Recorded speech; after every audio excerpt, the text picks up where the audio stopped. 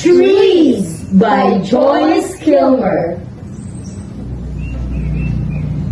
I think that I shall never see a poem so lovely as a tree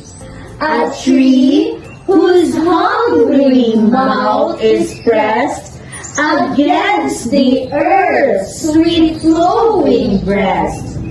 A tree that looks at God all day and lifts her leafy arms to pray. A tree that may in summer wear a nest of robins in her hair.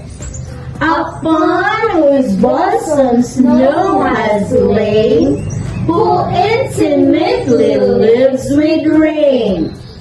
Poems are made by fools like me, but only God can make a tree.